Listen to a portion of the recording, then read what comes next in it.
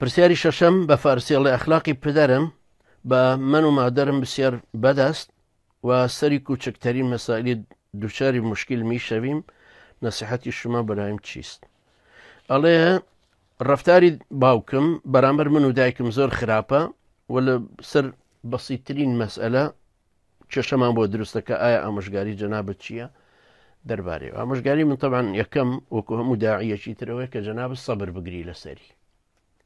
و ڕەفتارێکی جوان بنوێنی بەرامبەری چونکە ئەو حتا ئەگەر مشریک بێ جەنابەت هەرە بێ ڕەفتاری جوان بەرامبەری بنوێنی